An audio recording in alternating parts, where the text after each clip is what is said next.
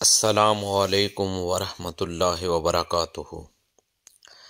الصلاۃ والسلام علیک یا سیدی یا رسول اللہ وعلی آلک واصحابک یا سیدی یا رحمۃ للعالمین۔ حسبنا اللہ ونعم الوکیل۔ آج ہر شخص کسی نہ کسی پریشانی کے اندر مبتلا ہے اور بہت سے مصائب و آلام اور دکھ درد تکلیفیں ہیں جو اکثر انسانوں کے گھیرے ہوئے ہوتی ہیں۔ اب مختلف قسم کی پریشانیوں سے نکلنے اور مصائب و آلام سے دور ہونے کا جو پاورفل وظیفہ ہے وہ ایک یہ ہے کہ آپ سورہ آل عمران کی آیت نمبر 173 کا آخری حصہ وہ تلاوت کریں، اور وہ ہے حسبنا اللہ ونعم الوکیل۔ یہ اتنی پاورفل دعا ہے اور پاورفل وظیفہ ہے کہ اس کے پڑھنے سے اللہ تبارک و تعالی انسان کی پریشانیوں کو بھی دور کر دیتا ہے، مصائب و آلام کو بھی دور کر دیتا ہے، اور اللہ تبارک و تعالی آسانیاں عطا فرماتا ہے۔ اس لیے کہ یہ وظیفہ یہ انبیاء کا وظیفہ ہے۔ بہت سارے انبیاء کرام جب وہ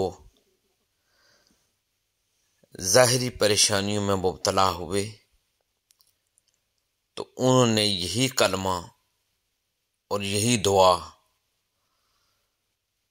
اللہ تبارک و تعالیٰ کے حضور مانگی، تو اللہ تبارک و تعالیٰ نے ان کے لیے آسانیاں عطا فرما دی۔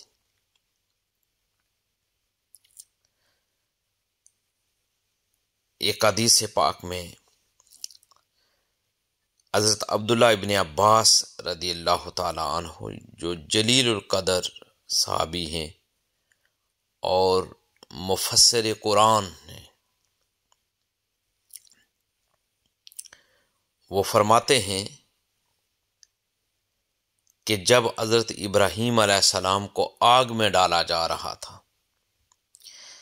دیکھیں کتنی مشکل گھڑی تھی اور کتنا مشکل وقت تھا وہ کہ آپ کو اٹھا کے آگ میں ڈالا جا رہا ہے۔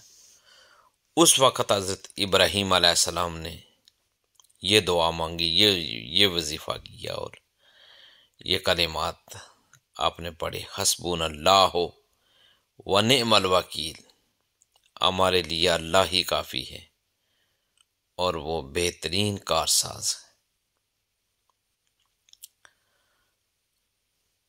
حضور تاجدار کائنات صلی اللہ علیہ وآلہ وسلم کو جب یہ بتایا گیا کہ قریش وہ آپ پر حملہ آور ہونے کے لیے بالکل تیاری میں ہے، تو پیارے آقا حضور تاجدار کائنات صلی اللہ علیہ وآلہ وسلم نے ارشاد فرمایا حسبنا اللہ ونعم الوکیل۔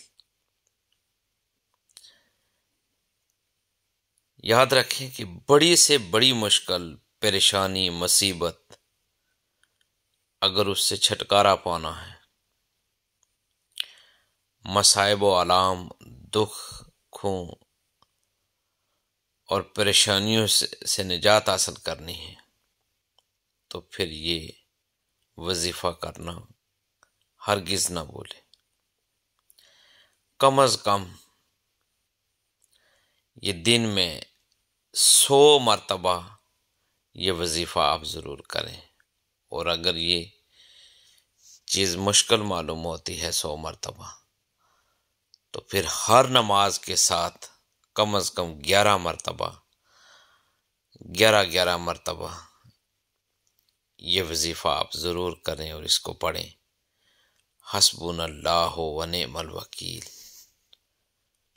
حسبنا اللہ و نعم الوکیل، یہ زندگی بدلنے والا وظیفہ ہے۔